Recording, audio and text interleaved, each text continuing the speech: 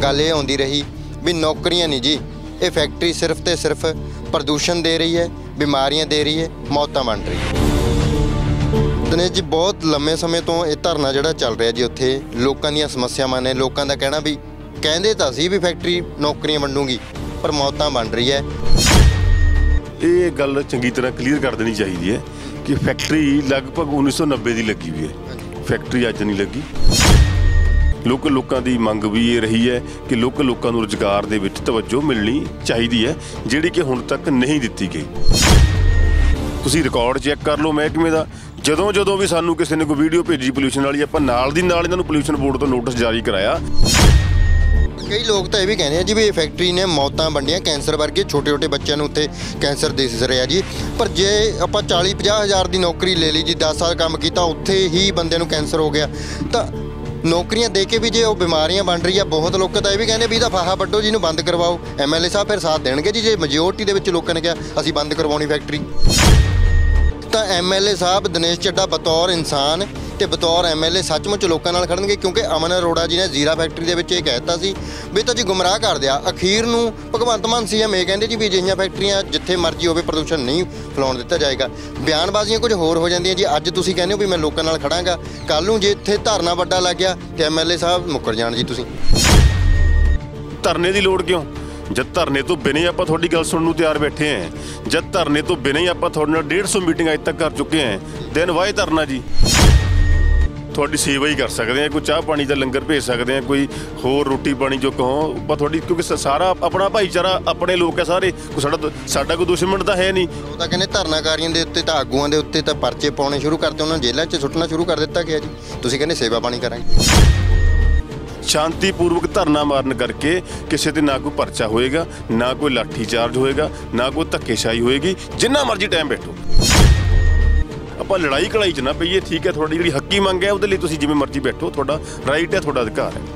ਤੁਸੀਂ ਗੱਲ ਕਹੀ ਵੀ ਧਰਨਾ ਜਿੰਨੀ ਮਰਜ਼ੀ ਦੇਰ ਬੈਠੇ ਰਹੋ, ਪਰ ਬਿਠਾਉਣਾ ਕਿਉਂ ਹੈ? ਬਤੌਰ MLA ਤੁਸੀਂ ਧਰਨਾ ਲੱਗਣੀ ਕਿਉਂ ਦਿੰਦੇ ਹੋ?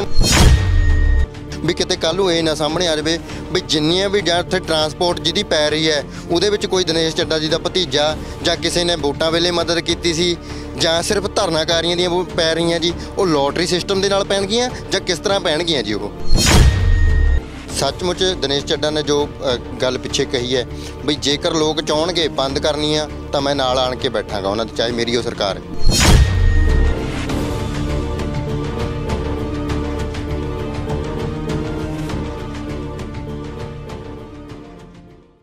विधान सभा हल्का रूपनगर के पिंड ਨੂਹੋਂ ਦੇ ਵਿੱਚ अंबूजा सीमेंट फैक्ट्री लगाई जाती है।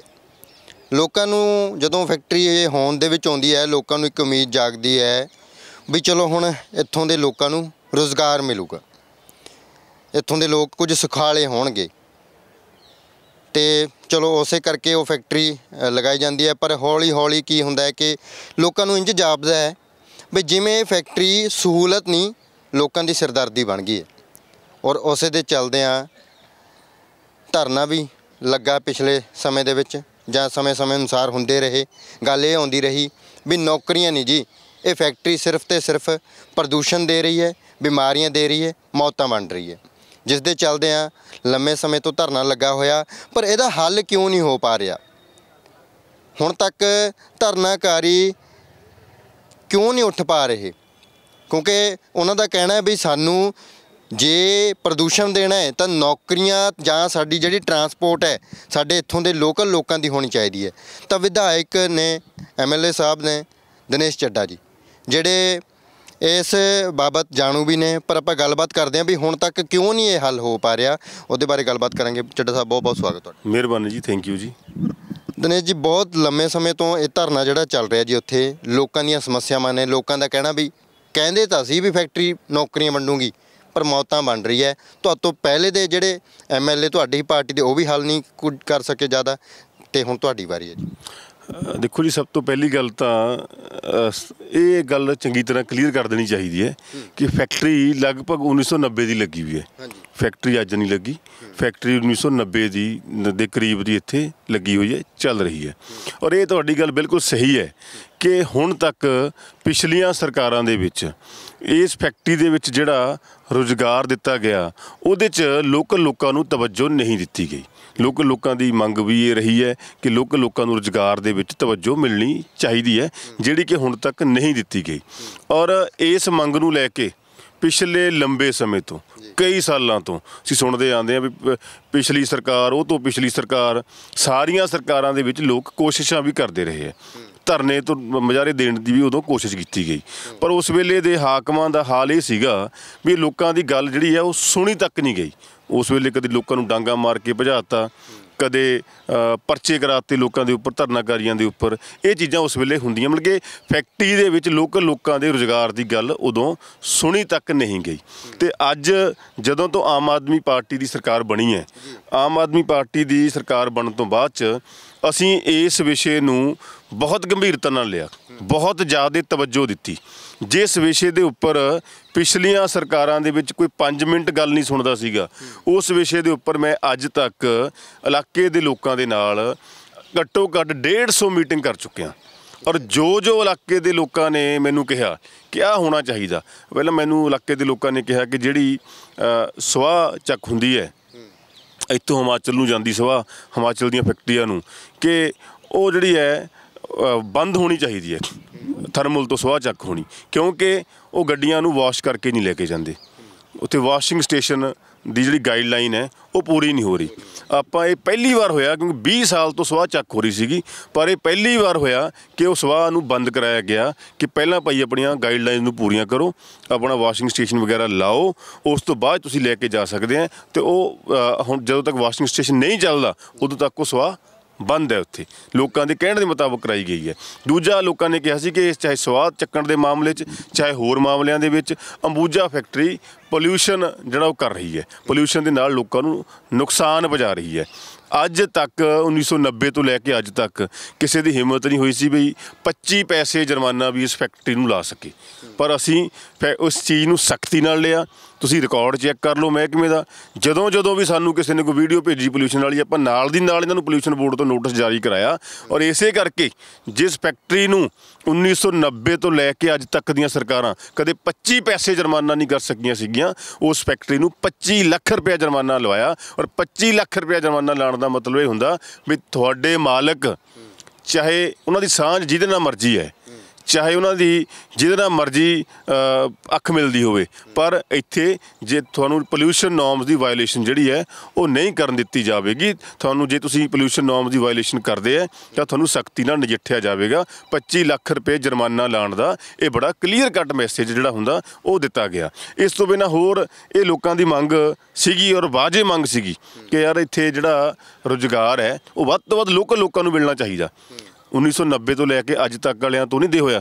ਅੱਜ ਪਤਾ ਨਹੀਂ ਫਿਰ ਕਿਹੜੀ ਬੇਸ਼ਰਮੀ ਨਾਲ ਬੋਲੀ ਜਾ ਰਹੇ, ਪਰ ਇਹ ਪਹਿਲੀ ਵਾਰ ਹੋਇਆ ਵੀ ਲਿਖਤ ਦੇ ਵਿੱਚ, ਮੂੰਹ ਜ਼ਬਾਨੀ ਨਹੀਂ, ਲਿਖਤ ਦੇ ਵਿੱਚ ਇਹ ਫੈਕਟਰੀ ਦੇ ਕੋਲੋਂ ਦਵਾਇਆ ਵੀ ਅੱਜ ਤੋਂ ਬਾਅਦ ਜਿੰਨੀਆਂ ਨੌਕਰੀਆਂ ਇੱਥੇ ਦੇਣੀਆਂ ਉਹਦੇ ਵਿੱਚੋਂ 75% ਨੌਕਰੀਆਂ ਲੋਕਲ ਪਿੰਡਾਂ ਦੇ ਲੋਕਾਂ ਨੂੰ ਦੇਣੀਆਂ।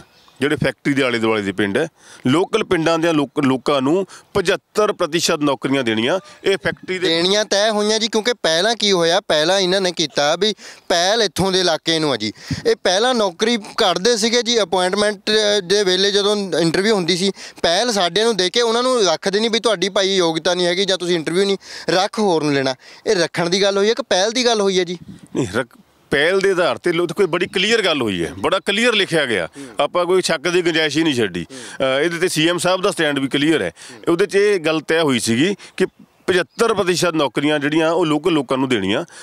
ਤੁਸੀਂ ਸਿਰਫ ਬਾਹਰੋਂ ਤਾਂ ਲੈ ਕੇ ਆ ਸਕਦੇ ਆ ਜੇਕਰ ਤੁਹਾਡੇ ਕੋਲ ਸਕਿੱਲ ਨਾ ਹੋਵੇ, ਜੇਕਰ ਲੋਕਲ ਤੁਹਾਨੂੰ ਉਸ ਤਰ੍ਹਾਂ ਦੀ ਸਕਿੱਲ ਨਾ ਮਿਲੇ ਜਿਹੜੀ ਤੁਹਾਨੂੰ ਡਿਗਰੀ, ਮੰਨ ਲਓ ਤੁਹਾਨੂੰ ਕੈਮੀਕਲ ਇੰਜੀਨੀਅਰ ਚਾਹੀਦਾ, ਜੇਕਰ ਤੁਹਾਨੂੰ ਲੋਕਲ ਕੈਮੀਕਲ ਇੰਜੀਨੀਅਰ ਨਾ ਮਿਲੇ, ਇਹਨਾਂ ਪਿੰਡਾਂ ਦਾ ਨਹੀਂ ਹੈ, ਫਿਰ ਤੁਸੀਂ ਬੇਸ਼ੱਕ ਬਾਹਰੋਂ ਲਿਆਓ। ਜੇ ਲੋਕਲ ਹੈਗਾ ਏ ਤੁਹਾਨੂੰ ਫਿਰ ਲੋਕਲ ਰੱਖਣਾ ਪੈਣਾ। ਔਰ CM ਸਾਹਿਬ ਨੇ ਤਾਂ ਇੱਥੋਂ ਤੱਕ ਵੀ ਕਿਹਾ ਮੀਟਿੰਗਾਂ ਦੇ ਵਿੱਚ ਕਿ ਜਿਹੜਾ ਤੁਸੀਂ ਬਾਹਰੋਂ ਲੈ ਕੇ ਵੀ ਆਉਣਾ, ਜੇ ਇੱਥੇ ਤੁਹਾਨੂੰ ਉਹ ਸਕਿੱਲ ਨਹੀਂ ਮਿਲਦੀ ਤਾਂ ਤੁਸੀਂ ਪ੍ਰਸ਼ਾਸਨ ਨੂੰ ਦੱਸੋ ਕਿ ਸਾਨੂੰ ਕੈਮੀਕਲ ਇੰਜੀਨੀਅਰ ਨਹੀਂ ਮਿਲਿਆ, ਅਸੀਂ ਬਾਹਰੋਂ ਲੈ ਕੇ ਆ ਰਹੇ ਹਾਂ, ਤਾਂ ਕਿ ਆਉਣ ਵਾਲੇ ਸਮੇਂ 'ਚ ਅਸੀਂ ਉਹ ਸਕਿਲਿੰਗ ਇੱਥੇ ਤਿਆਰ ਕਰ ਸਕੀਏ। ਸੋ ਇਹ ਗੱਲ ਬਕਾਇਦਾ ਲਿਖਤ ਦੇ ਵਿੱਚ ਫੈਕਟਰੀ ਦੇ ਨਾਲ ਹੋਈ ਹੈ। ਹੁਣ ਦੇਖੋ ਪਿਛਲੀਆਂ ਸਰਕਾਰਾਂ ਨੇ ਕੀ ਕੀਤਾ, ਅੱਜ ਸਮਾਂ ਜਿਹੜਾ ਉਹਨੂੰ ਠੀਕ ਕਰਨ ਦਾ ਹੈ। ਅੱਜ ਜੇ ਅਸੀਂ ਉਹਨੂੰ ਉਹ 75% ਦੀ ਸ਼ਰਤ ਲਿਖਾ ਕੇ ਉਹਨੂੰ ਠੀਕ ਕੀਤਾ ਹੈ, ਅਤੇ ਜਦ ਤੱਕ ਅਸੀਂ ਵਿੱਚ ਬੈਠੇ ਹਾਂ ਅਸੀਂ ਉਹਨੂੰ ਲਾਗੂ ਵੀ ਕਰਾਵਾਂਗੇ। ਕਿਉਂਕਿ ਜਦੋਂ ਸਾਡੇ ਹਾਜ਼ਰੀ 'ਚ ਲਿਖ ਹੋ ਰਿਹਾ, ਲਿਖ ਕੇ ਦੇ ਰਹੇ ਹਾਂ, ਆਪਾਂ ਸਿਰਫ ਸ਼ੱਕ ਦੇ ਆਧਾਰ 'ਤੇ ਨਾ ਹੁਣ ਕਰ ਸਕਦੇ ਵੀ ਹੁਣ ਭਵਿੱਖ 'ਚ ਵੀ ਨਹੀਂ ਦਊਂਗੇ ਜੀ। ਆਪਾਂ ਦੇਖੀਏ ਚੱਲ ਕੇ, ਜੇ ਨਹੀਂ ਦੇਵਾਂਗੇ ਆਪਾਂ ਇੱਥੇ ਬੈਠੇ ਨਜਿੱਠਣਵਾਂਗੇ ਨਾ, ਜੇ ਨਹੀਂ ਦਊਂਗੇ ਜਿਹੜੀ ਜੀ ਲਿਖਾਈ ਹੈ ਉਹ ਲਾਗੂ ਕਰਾਵਾਂਗੇ। ਪਰ ਕਈ ਲੋਕ ਤਾਂ ਇਹ ਵੀ ਕਹਿੰਦੇ ਆ ਜੀ ਵੀ ਇਹ ਫੈਕਟਰੀ ਨੇ ਮੌਤਾਂ ਵੰਡੀਆਂ, ਕੈਂਸਰ ਵਰਗੇ ਛੋਟੇ ਬੱਚਿਆਂ ਨੂੰ ਉੱਥੇ ਕੈਂਸਰ ਦਿਸ ਰਿਹਾ ਜੀ। ਪਰ ਜੇ ਆਪਾਂ 40-50 ਹਜ਼ਾਰ ਦੀ ਨੌਕਰੀ ਲੈ ਲਈ ਜੀ, 10 ਸਾਲ ਕੰਮ ਕੀਤਾ, ਉੱਥੇ ਹੀ ਬੰਦੇ ਨੂੰ ਕੈਂਸਰ ਹੋ ਗਿਆ, ਤਾਂ ਨੌਕਰੀਆਂ ਦੇ ਕੇ ਵੀ ਜੇ ਉਹ ਬਿਮਾਰੀਆਂ ਬਣ ਰਹੀ ਆ, ਬਹੁਤ ਲੋਕ ਤਾਂ ਇਹ ਵੀ ਕਹਿੰਦੇ ਵੀ ਇਹਦਾ ਫਾਹਾ ਵੱਢੋ ਜੀ, ਇਹਨੂੰ ਬੰਦ ਕਰਵਾਓ। ਐਮਐਲਏ ਸਾਹਿਬ ਫਿਰ ਸਾਥ ਦੇਣਗੇ ਜੀ ਜੇ ਮੈਜੋਰਟੀ ਦੇ ਵਿੱਚ ਲੋਕਾਂ ਨੇ ਕਿਹਾ ਅਸੀਂ ਬੰਦ ਕਰਵਾਉਣੀ ਫੈਕਟਰੀ? ਦੇਖੋ ਥਲੀ ਸਾਹਿਬ, ਐਮਐਲਏ ਬਣਿਆ ਹੁੰਦਾ ਲੋਕਾਂ ਵਾਸਤੇ, ਐਮਐਲਏ ਕਿਸੇ ਫੈਕਟਰੀ ਵਾਸਤੇ ਜਾਂ ਕਿਸੇ ਆਪਣੇ ਘਰ ਵਾਸਤੇ ਨਹੀਂ ਬਣਿਆ ਹੁੰਦਾ। ਐਮਐਲਏ ਨੇ ਜੋ ਲੋਕਾਂ ਨੂੰ ਚਾਹੀਦਾ ਉਹ ਦਿਵਾਉਣਾ ਹੁੰਦਾ। ਇਹ ਤੁਹਾਡਾ ਵੀ ਉਹੀ ਇਲਾਕਾ ਹੈ, ਤੁਹਾਡਾ ਵੀ ਉਹੀ ਪਿੰਡ ਹੈ, ਇਹ ਤੁਹਾਡਿਆਂ ਜਿਹੜੇ ਮੇਰਾ ਵੀ ਇਲਾਕਾ ਹੀ ਹੈ, ਇਹ ਪਿੰਡਾਂ ਦਿਆਂ ਲੋਕਾਂ ਨੇ ਤੈਅ ਕਰਨਾ ਕਿ ਕਿਆ ਫੈਕਟਰੀ ਤੋਂ ਸਾਨੂੰ ਬਾਕੀ ਐਡੀ ਵੱਡੀ ਸਮੱਸਿਆ ਹੈ ਬਈ ਇਹ ਬੰਦ ਹੋਣੀ ਚਾਹੀਦੀ ਹੈ।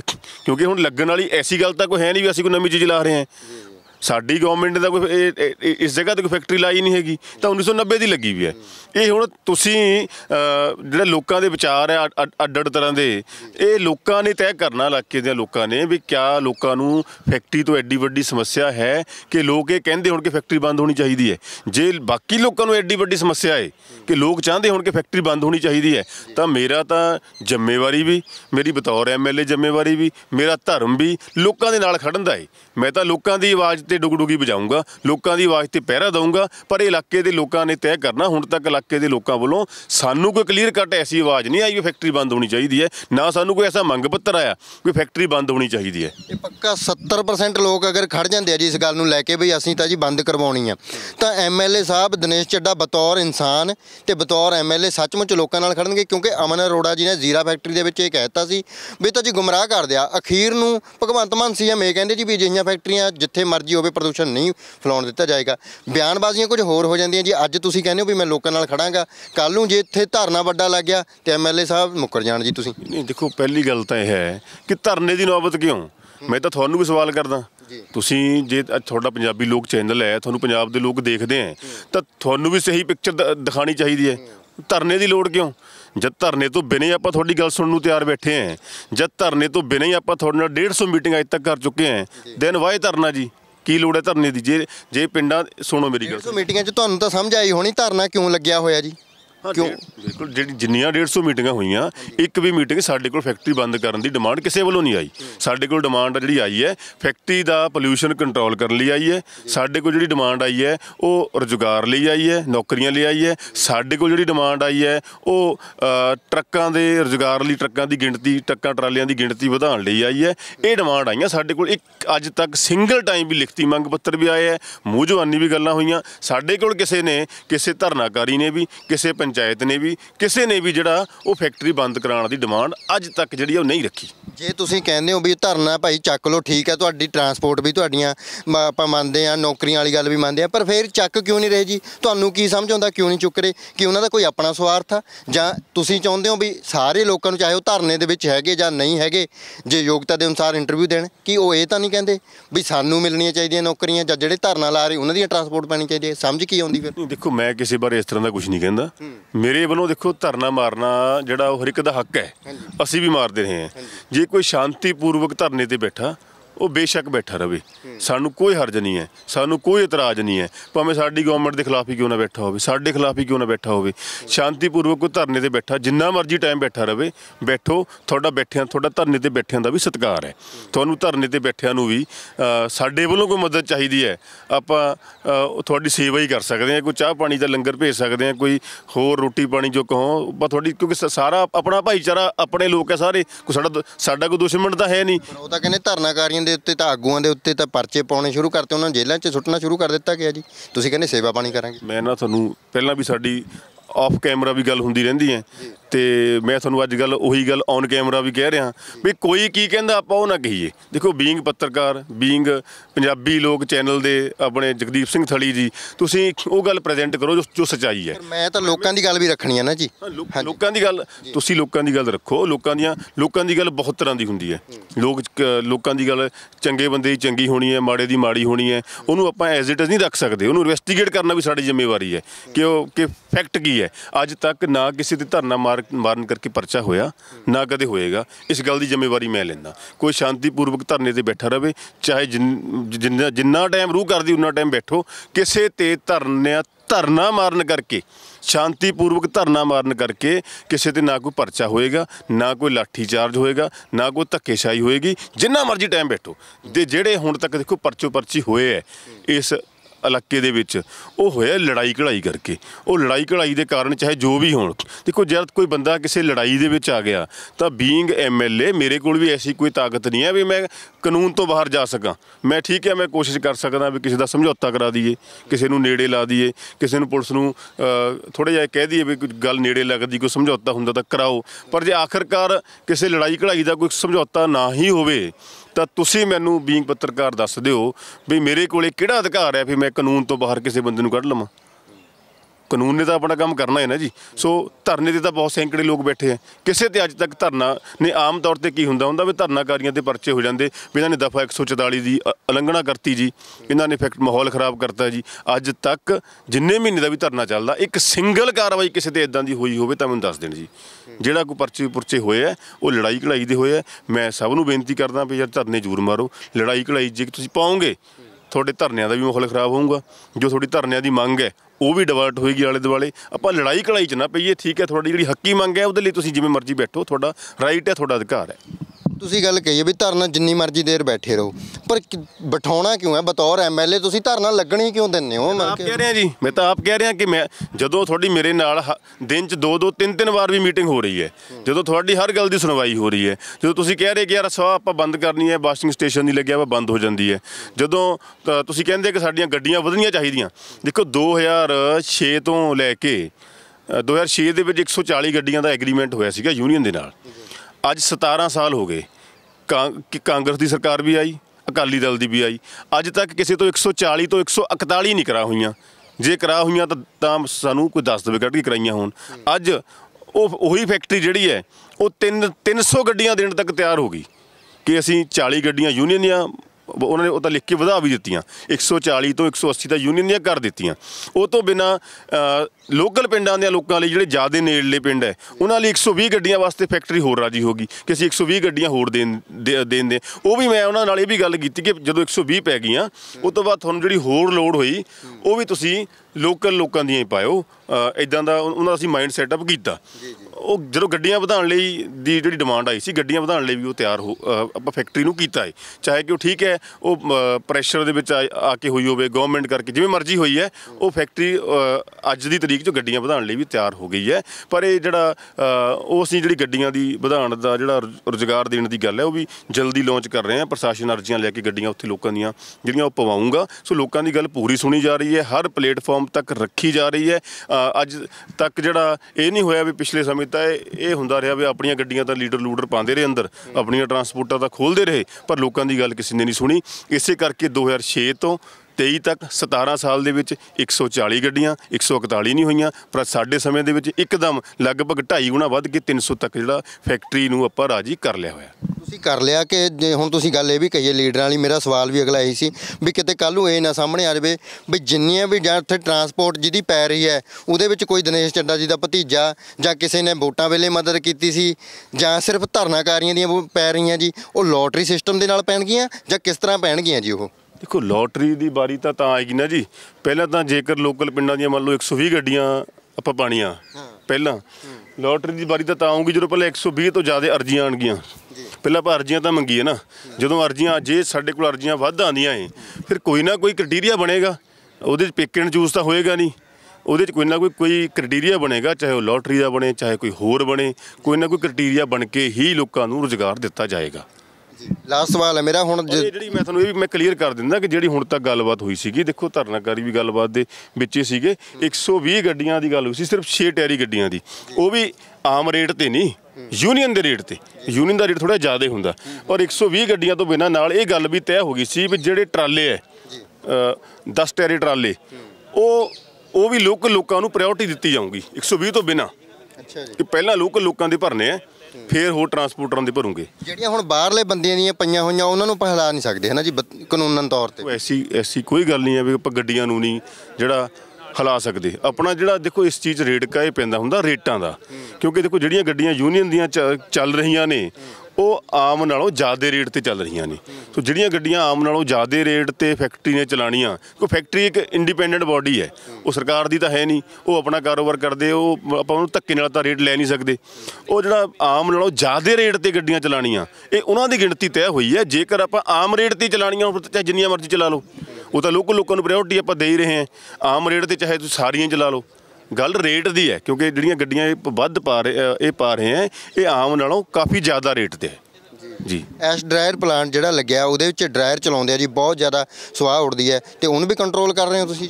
ਉਹਦਾ ਹੁਣ ਤੱਕ ਦਾ ਨਿਚੋੜ ਇਹ ਨਿਕਲਿਆ ਜੀ ਕਿ ਜਦੋਂ ਉਹ ਜਿਹੜਾ ਡਰਾਇਰ ਹੈ, ਜੋ ਮੈਂ ਨਹੀਂ ਕਹਿੰਦਾ ਕਿ ਮੇਰੀ ਇਹ ਫੁੱਲ ਐਂਡ ਫਾਈਨਲ ਸਟੇਟਮੈਂਟ ਹੋਏਗੀ, ਪਰ ਜਿੰਨਾ ਕਿ ਮੈਂ ਮਹਿਸੂਸ ਕੀਤਾ, ਜਿੰਨੀ ਕਿ ਲੋਕਾਂ ਨਾਲ ਗੱਲਬਾਤ ਵੀ ਜਿਹੜੀ ਹੋਈ ਹੈ, ਵੀ ਜਦੋਂ ਉਹ ਡਰਾਇਰ ਬਹੁਤ ਜ਼ਿਆਦਾ ਕਪੈਸਿਟੀ 'ਤੇ ਚੱਲਦਾ, ਉਦੋਂ ਉਹ ਜਿਹੜਾ ਲੋਕਾਂ ਨੂੰ ਬਾਹਰ ਖਰਾਬ ਕਰਦਾ, ਲੋਕਾਂ ਨੂੰ ਉਹਦੇ ਨਾਲ ਪੋਲਿਊਸ਼ਨ ਉੱਥੇ ਕਰਦਾ ਹੈਗਾ।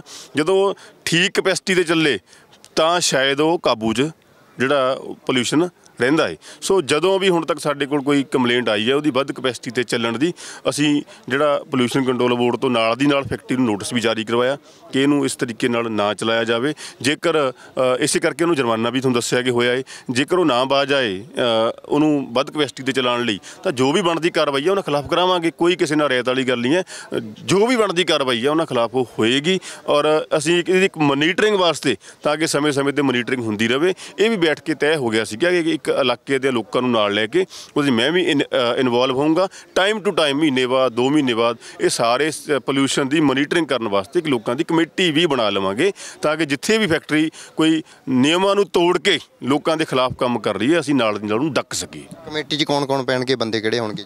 ਉਹ ਹਾਲੇ ਕੋਈ ਪੈਸੇ ਤਾਂ ਦੇਖੋ, ਜੇਕਰ ਅਸੀਂ ਇਲਾਕੇ ਦੇ ਭਲਾਈ ਲਈ ਇਕੱਠੇ ਹੋ ਰਹੇ ਹਾਂ ਤਾਂ ਚਾਹੇ 50 ਬੰਦੇ ਬੈਠ ਕੇ ਮੀਟਿੰਗ ਕਰ ਲਓ, ਉਹਦੇ 'ਚ ਕੋਈ ਅਹੁਦੇ ਵੰਡਣ ਦੀ ਤਾਂ ਲੋੜ ਨਹੀਂ ਵੀ ਫਲਾਨਾ ਸਿੰਘ ਮੈਂਬਰ, ਫਲਾਨਾ ਕੁਮਾਰ ਮੈਂਬਰ। ਮੈਨੂੰ ਤਾਂ ਕੋਈ ਹਰਜ ਨਹੀਂ, ਜਿੱਥੇ ਮੰਨ ਲਓ ਮੈਂ ਗੱਲ ਕਰਨ ਲਈ ਬੈਠਾ, ਉਹ ਚਾਹੇ 50 ਬੰਦੇ ਬੈਠ ਜਾਣ ਇਲਾਕੇ ਦੇ ਆ ਕੇ, ਕੀ ਹਰਜ ਹੈ ਉੱਥੇ ਜੀ? ਅਸੀਂ ਜਾ ਕੇ ਉੱਥੇ ਆਪਾਂ ਮਾਹੌਲ ਠੀਕ ਕਰੀਏ, ਪਰ ਜਾ ਕੇ ਉੱਥੇ ਫੈਕਟਰੀ ਦੇ ਆਲੇ ਦੁਆਲੇ ਕਿਤੇ ਬੈਠ ਜਾਇਆ ਕਰਾਂਗੇ, ਜਿਹਨੂੰ ਕੋਈ ਓਬਜੈਕਸ਼ਨ ਹੈ ਉਹ ਦੱਸ ਦਿਆ ਕਰੂੰਗਾ ਕਿ ਬਾਕੀ ਕੋਸ਼ਿਸ਼ ਕਰਾਂਗੇ ਕਿ ਕੁਛ ਬੰਦੇ ਜਿਹੜੇ ਹੈ ਇਲਾਕੇ ਦੇ ਲੋਕ ਚਾਹੂੰਗੇ ਉਹ ਪੱਕੇ ਤੌਰ 'ਤੇ ਨਾਲ ਆਪਾਂ ਬੁਲਾ ਲਿਆ ਕਰਾਂਗੇ। ਲਾਸਟ ਵਾਰ ਰਿਪੀਟ ਕਰ ਰਹੇ ਜੀ, ਸੱਚਮੁੱਚ ਦਿਨੇਸ਼ ਚੱਡਾ ਨੇ ਜੋ ਗੱਲ ਪਿੱਛੇ ਕਹੀ ਹੈ ਬਈ ਜੇਕਰ ਲੋਕ ਚਾਹਣਗੇ ਬੰਦ ਕਰਨੀ ਆ ਤਾਂ ਮੈਂ ਨਾਲ ਆਣ ਕੇ ਬੈਠਾਂਗਾ ਉਹਨਾਂ ਦੇ, ਚਾਹੇ ਮੇਰੀ ਉਹ ਸਰਕਾਰ ਹੈ। ਬੈਠਣ ਦੀ ਨੌਬਤ ਹੀ ਨਹੀਂ ਆਣੀ। ਜੇ MLA ਹੁੰਦੇ ਹੋਏ ਮੈਨੂੰ ਆ ਕੇ ਬੈਠਣ ਦੀ ਨੌਬਤ ਹੈ ਫਿਰ ਤਾਂ ਮਾੜੀ ਗੱਲ ਹੈ। ਹੁਣ ਤਾਂ ਕਰਨ ਦੀ ਵਾਰੀ ਹੈ, ਇਹ ਤਾਂ ਕਰ ਦੋਗੇ ਫਿਰ ਬੰਦ? ਨਹੀਂ ਦੇਖੋ, ਆਪਾਂ ਸਿਰਫ ਇਹ ਤੁਹਾਡਾ ਕੰਮ ਹੈ ਚੈਨਲ ਦਾ, ਥੋੜ੍ਹਾ ਚੈਨਲ ਦਾ TRP ਦਾ ਮਾਮਲਾ ਵੀ ਹੁੰਦਾ ਹੈ। ਆਪਾਂ ਲੋਕਾਂ ਨੂੰ ਇੰਸਟੀਗੇਟ ਨਹੀਂ ਕਰਨਾ, ਇਹ ਲੋਕ ਆਪਣੀ ਸਮਝਦਾਰੀ ਨਾਲ, ਆਪਣੀ ਸੂਝ-ਬੂਝ ਦੇ ਨਾਲ ਫੈਸਲਾ ਲੈਣ ਕਿ ਲੋਕਾਂ ਨੂੰ ਇਹ ਵਿਸ਼ਵਾਸ ਦਿਵਾਉਂਦੇ ਹੋ ਬਈ ਜੇ ਤੁਸੀਂ ਭਾਈ ਪ੍ਰਦੂਸ਼ਣ ਖਾਂਦੇ ਹੋ ਜਾਂ ਤਕਲੀਫ ਦੇ ਵਿੱਚ ਹੋ ਤਾਂ ਤੁਸੀਂ ਇਕੱਲੀ ਤਕਲੀਫ ਨਹੀਂ ਝੱਲੋਗੇ, ਨਾਲ ਨੌਕਰੀਆਂ ਮਿਲਣਗੀਆਂ। ਨਹੀਂ, ਮੈਂ ਦੇਖੋ ਇਹ ਲੋਕਾਂ ਦੇਖੋ, ਜਿਹੜੀ ਲੋਕਾਂ ਨੂੰ ਸਮੱਸਿਆ ਹੈ, ਪਹਿਲੀ ਗੱਲ ਤਾਂ ਇਹ ਹੁੰਦੀ ਕਿ ਆਪਾਂ ਸਮੱਸਿਆ ਨੂੰ ਠੀਕ ਕਰੀਏ। ਜੇ ਉਹ ਠੀਕ ਹੋ ਸਕਦੀ ਹੋਵੇ ਉਹਦਾ ਇਲਾਜ ਕਰੀਏ, ਉਹਨੂੰ ਠੀਕ ਕਰੀਏ, ਔਰ ਠੀਕ ਕਰਕੇ ਉਹਨਾਂ ਨੂੰ ਠੀਕ ਕਰਵਾ ਕੇ ਡੰਡੇ ਨਾਲ ਆਪਾਂ ਲੋਕਾਂ ਨੂੰ ਰੁਜ਼ਗਾਰ ਦਿਵਾਈਏ। ਤੇ ਜੇਕਰ ਸਮੱਸਿਆ ਠੀਕ ਹੀ ਨਾ ਹੋ ਸਕਦੀ ਹੋਵੇ, ਪਰ 90 ਦੇ ਵਿੱਚ ਤੁਸੀਂ ਇਹ ਮੰਨਦੇ ਹੋ ਵੀ ਲੋਕਾਂ ਨੂੰ ਗੁੰਮਰਾਹ ਕਰਕੇ ਲੋਕਾਂ ਦੀ ਆਬਾਦੀ ਵਾਲੀ ਥਾਂ ਦੇ ਉੱਤੇ ਇਸ ਤਰ੍ਹਾਂ ਨਹੀਂ ਹੋਣਾ ਚਾਹੀਦਾ ਸੀਗਾ ਜੀ? ਉਦੋਂ ਗਲਤੀ ਹੋਈ ਆ ਉਦੋਂ ਦੀਆਂ ਸਰਕਾਰਾਂ ਤੋਂ। ਮੈਨੂੰ ਲੱਗਦਾ ਜੀ ਇਹ ਜਿਹੜੀ ਚੀਜ਼ ਮੇਰੇ ਨਾਲੋਂ ਬਿਹਤਰ ਤੁਸੀਂ ਜਾਣਦੇ ਹੋਣੇ ਆ, ਤੁਹਾਡਾ ਘਰ ਵੀ ਮੇਰੇ ਨਾਲੋਂ ਜ਼ਿਆਦਾ ਨੇੜੇ ਹੈ, ਕਿ ਉਸ ਵੇਲੇ ਕਿੰਨੀ ਆਬਾਦੀ ਕਿੱਥੇ ਸੀਗੀ, ਮੈਨੂੰ ਇਹਨਾਂ ਚੀਜ਼ਾਂ ਦਾ ਨਹੀਂ ਪਤਾ। ਪਰ ਜੇ ਹੋਈ ਹੈ ਤਾਂ ਪੈਸੇ ਤਾਂ ਸਾਨੂੰ ਓਵਰਆਲ ਵੀ ਪਤਾ ਹੋਣਾ ਚਾਹੀਦਾ ਕਿ ਸਾਡੇ ਮੁਲਕ 'ਚ ਜਾਂ ਸਾਡੇ ਸੂਬੇ 'ਚ ਅੱਜ ਤੱਕ ਵੀ ਹਜੇ ਜਿਹੜਾ ਪਲਾਨਡ ਡਿਵੈਲਪਮੈਂਟ ਵਾਲਾ ਕੋਈ ਸਿਸਟਮ ਬਣਿਆ ਨਹੀਂ। ਅੱਜ ਤੱਕ ਵੀ ਸਾਡਾ ਸਿਸਟਮ ਉਹੀ ਚੱਲ ਰਿਹਾ ਕਿ ਪਿੰਡਾਂ ਦੇ ਵਿੱਚ ਵੀ ਬਾਅਦ 'ਚ ਫਿਰ ਪਾਣੀ ਦੀ ਸਮੱਸਿਆ ਹੋ ਜਾਂਦੀ ਹੈ, ਸੀਵਰੇਜ ਦੀ ਹੋ ਜਾਂਦੀ ਹੈ, ਅਨਪਲਾਨਡ ਡਿਵੈਲਪਮੈਂਟ ਚੱਲਦੀ ਹੈ। ਸੋ ਇਹ ਸਾਰੇ ਕੰਮ ਵੀ ਕਿਤੇ ਨਾ ਕਿਤੇ ਅਨਪਲਾਨਡ ਤਰੀਕੇ ਨਾਲ ਤਾਂ ਕਮੀਆਂ ਪੇਸ਼ੀਆਂ ਦੇ ਵਿੱਚ ਰਹੀਆਂ ਹੋਈਆਂ। ਜੇ ਕਮੀਆਂ ਪੇਸ਼ੀਆਂ ਰਹੀਆਂ ਹੋਈਆਂ ਤਾਂ ਹੀ ਅੱਜ ਜਿਹੜੀਆਂ ਇਹ ਨੌਬਤਾਂ ਉਹ ਆ ਰਹੀਆਂ ਨੇ। ਅੱਜ ਲੋਕ ਸਿਆਣੇ ਹੋ ਕੇ ਇਹਨਾਂ ਦੇ, ਕਿਉਂਕਿ ਬਵਾਲ ਖੜਾ ਕਰਨਾ ਹੱਲ ਨਹੀਂ ਹੁੰਦਾ, ਆਪਾਂ ਸਿਆਣੇ ਹੋ ਕੇ ਇੱਕ ਸਟੈਂਡ ਲੈ ਲਈਏ ਕਿ ਸਾਨੂੰ ਆਹ ਚੀਜ਼ ਚਾਹੀਦੀ ਹੈ, ਆਹ ਸਾਡੀ ਪ੍ਰੋਬਲਮ ਹੈ, ਆਹ ਸਾਡਾ ਹੱਲ ਹੈ, ਆਪਾਂ ਉਸ ਪਾਸੇ ਚੱਲੀਏ। ਤੇ ਰੋਪੜ ਆਪਣੇ ਹਲਕੇ ਦੇ ਲਈ ਹੁਣ ਕੀ ਕਰ ਰਹੇ ਹੋ ਜੀ? ਕਿਹੜੀਆਂ ਸਮੱਸਿਆਵਾਂ ਦੂਰ ਹੋ ਗਈਆਂ ਜਾਂ ਹੋ ਰਹੀਆਂ ਨੇ? ਸੜਕਾਂ ਦਾ ਪਿੰਡਾਂ ਦੀਆਂ ਦਾ ਬਹੁਤ ਬੁਰਾ ਹਾਲ ਹੈ, ਚੱਡਾ ਸਾਹਿਬ ਬਹੁਤ ਜ਼ਿਆਦਾ ਟੁੱਟੀਆਂ ਹੋਈਆਂ ਨੇ ਜੀ, ਉਹ ਹੱਲ ਕਦੋਂ ਹੋਣਗੇ ਜੀ? ਸੜਕਾਂ ਦੀ ਦੇਖੋ ਪਿਛਲੇ 10 ਸਾਲ ਤੋਂ ਲਗਭਗ ਮੁਰੰਮਤ ਨਹੀਂ ਹੋਈ, ਜਿਸ ਕਰਕੇ ਬਾਕੀ ਸਥਿਤੀ ਮਾੜੀ ਹੈ। ਔਰ ਸਾਡੇ ਵੱਲੋਂ ਸਾਰੇ ਐਸਟੀਮੇਟਸ ਬਣਾ ਕੇ ਭੇਜ ਦਿੱਤੇ ਗਏ ਨੇ। ਜੋ ਸਾਨੂੰ ਗਵਰਨਮੈਂਟ ਵੱਲੋਂ ਵਿਸ਼ਵਾਸ ਹੈ ਉਹ ਜਲਦ ਤੋਂ ਜਲਦ ਮੇਰੇ ਖਿਆਲ ਆਉਣ ਵਾਲੇ 1-2 ਮਹੀਨਿਆਂ ਦੇ ਵਿੱਚ ਸੜਕਾਂ ਦੀ ਮੁਰੰਮਤ ਦਾ ਕੰਮ ਸ਼ੁਰੂ ਹੋ ਜਾਏਗਾ। ਹੋਰ ਕੀ ਕਰ ਰਹੇ ਹੋ ਹਲਕੇ ਦੇ ਵਿੱਚ ਹੁਣ? ਜਿਹੜੀ ਸਾਡਾ ਸਫਰੇ ਸ਼ਹਾਦਤ ਮਾਰਗ ਹੈ ਕਟਲੀ ਸਾਈਡ ਨੂੰ ਜਿਹੜਾ ਜਾਂਦਾ, ਇਹਦੇ 'ਤੇ ਜਿਹੜੇ 3 ਪੁਲ ਹੈ ਉਹਨਾਂ ਦਾ ਕੰਮ ਉਹ ਬੜੇ ਲੰਬੇ ਸਮੇਂ ਤੋਂ 6-7 ਸਾਲ ਤੋਂ ਰੁਕਿਆ ਵਾ ਸੀਗਾ। ਵਾਹਿਗੁਰੂ ਦੀ ਕਿਰਪਾ ਹੋਈ ਵੀ ਅਸੀਂ ਉਹਦੇ 'ਚ 2 ਪੁਲਾਂ ਦਾ ਕੰਮ ਤਾਂ ਲਗਭਗ ਮੁਕੰਮਲ ਵੀ ਹੋ ਗਿਆ। ਤੀਜਾ ਪੁਲ ਅਸੀਂ ਉਹਦੇ 'ਤੇ ਜਿਹੜਾ ਬਣਾਉਣ ਜਾ ਰਹੇ ਹਾਂ। ਪੋਲੀਟੈਕਨਿਕ ਕਾਲਜ ਰੋਪੜ ਦਾ ਬੰਦ ਪਿਆ ਸੀਗਾ ਬੜੇ ਲੰਬੇ ਸਮੇਂ ਤੋਂ, ਉਹ ਪੋਲੀਟੈਕਨਿਕ ਕਾਲਜ ਆਪਾਂ ਰੋਪੜ ਦਾ ਜਿਹੜਾ ਉਹ ਦੁਬਾਰੇ ਚਲਵਾ ਦਿੱਤਾ। ਨੂਰਪੁਰ ਬੇਦੀ ਬਲਾਕ ਦੇ ਵਿੱਚ ਜਿਹੜਾ ਸਿੰਘਪੁਰ ਦਾ ਹਸਪੀਟਲ ਹੈ ਉਹਨੂੰ ਪਰਚਿਆਂ ਵਾਲਾ ਹਸਪੀਟਲ ਕਹਿੰਦੇ ਸੀਗੇ, ਅੱਜ ਉਹ ਮਰੀਜ਼ਾਂ ਦੀ ਸੇਵਾ ਕਰ ਰਿਹਾ, ਲੋਕਾਂ ਦੀ ਸੇਵਾ ਕਰ ਰਿਹਾ। 3 ਡਾਕਟਰ ਉੱਥੇ ਬਿਨਾਂ ਸੈਲਰੀ ਤੋਂ ਵੀ ਉਸ ਹਸਪੀਟਲ 'ਚ ਕੰਮ ਕਰ ਰਹੇ ਨੇ। ਅੱਡ-ਅੱਡ ਪਿੰਡਾਂ ਦੇ ਵਿੱਚ ਗਰਾਊਂਡਾਂ ਦਾ ਕੰਮ ਅਸੀਂ ਵੱਡੀ ਪੱਧਰ 'ਤੇ ਸ਼ੁਰੂ ਕਰਾ ਰਹੇ ਹਾਂ। ਕੁਛ ਕੁ ਜਿਹੜੇ ਸਟੇਡੀਅਮ ਹੈ ਉਹ ਵੀ ਬਣਾਵਾਂਗੇ। ਹੋਰ ਰੋਪੜ ਸ਼ਹਿਰ ਦੇ ਵਿੱਚ ਚਾਹੇ ਜਿਹੜੇ ਸੀਵਰੇਜ ਦੀ ਪਾਣੀ ਦੀ ਪ੍ਰੋਬਲਮ ਹੈ ਉਹਦੇ ਲਈ ਬੜੀ ਵੱਡੀ ਪੱਧਰ 'ਤੇ ਆਪਾਂ ਲੱਗੇ ਹੋਏ ਹਾਂ ਕਿ ਉਹਨੂੰ ਵੀ ਜਲਦ ਤੋਂ ਜਲਦ ਆਪਾਂ ਹੱਲ ਕਰੀਏ। ਮੁਹੱਲਾ ਕਲੀਨਿਕ ਆਪਾਂ ਜਿਹੜੇ 6-7 ਹੈ ਉਹ ਆਪਣੇ ਹਲਕੇ ਦੇ ਵਿੱਚ ਖੋਲ੍ਹ ਚੁੱਕੇ ਹਾਂ। ਅੱਜ ਪਹਿਲੀ ਵਾਰ ਹੋਇਆ ਵੀ IIT ਦੇ ਵਿਦਿਆਰਥੀਆਂ ਦੀ ਆਪਾਂ ਟੀਮਾਂ ਬਣਾ ਕੇ ਉਹਨਾਂ ਨੂੰ ਸਰਕਾਰੀ ਸਕੂਲਾਂ 'ਚ ਭੇਜਣਾ ਸ਼ੁਰੂ ਕੀਤਾ। ਔਰ ਸਾਡੇ ਰੋਪੜ ਹਲਕੇ ਦੇ ਵਿੱਚੋਂ ਵੀ ਇੱਕ ਸਰਕਾਰੀ ਸਕੂਲ ਤਖਤਗੜ੍ਹ ਦੇ ਜਿਹੜੇ ਪ੍ਰਿੰਸੀਪਲ ਹੈ ਉਹ ਫੋਰਨ ਦੇ ਵਿੱਚ ਟ੍ਰੇਨਿੰਗ ਦੇ ਲਈ ਗਏ ਹੈ। ਇਹ ਵੀ ਸਾਡੇ ਇਲਾਕੇ ਵਾਸਤੇ ਮਾਣ ਵਾਲੀ ਗੱਲ ਹੈ। ਸੋ ਅੱਡ-ਅੱਡ ਫੀਲਡਾਂ ਦੇ ਵਿੱਚ ਆਪਾਂ ਆਪਣੇ ਇਲਾਕੇ ਲਈ ਵੱਧ ਤੋਂ ਦਿਨ ਰਾਤ ਇੱਕ ਕਰਕੇ ਲੱਗੇ ਹੋਏ ਹਾਂ ਕਿ ਕੁਝ ਨਾ ਕੁਝ ਚੰਗਾ ਲੋਕਾਂ ਵਾਸਤੇ ਕਰ ਸਕੀਏ। ਬਿਲਕੁਲ, ਬਹੁਤ ਸ਼ੁਕਰੀਆ MLA ਸਾਹਿਬ। ਸੋ ਇਹ ਸੀ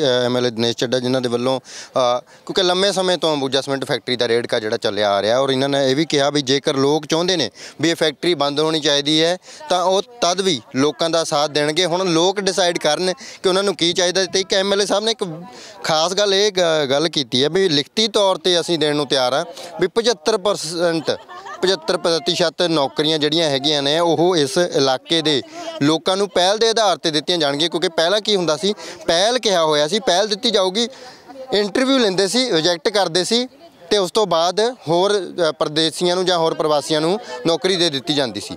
ਪਰ ਇਹ ਰੇੜਕਾ ਹੁਣ ਖਤਮ ਹੁੰਦਾ ਹੈ ਕਿ ਹੁਣ ਇਸ ਤੋਂ ਬਾਅਦ ਇੱਕ ਮੁਲਾਕਾਤ ਅਸੀਂ ਜਿਹੜੇ ਧਰਨਾਕਾਰੀ ਨੇ ਜਾਂ ਜਿਹੜੇ ਆਗੂ ਨੇ ਉਹਨਾਂ ਦੇ ਨਾਲ ਜ਼ਰੂਰ ਕਰਾਂਗੇ ਤਾਂ ਜੋ ਪਤਾ ਲੱਗ ਸਕੇ ਵੀ ਇਹ ਕਮੀ ਕਿੱਥੇ ਕੁ ਹੈ ਤੇ ਇਸ ਨੂੰ ਹੱਲ ਕਰਵਾਇਆ ਜਾਵੇ।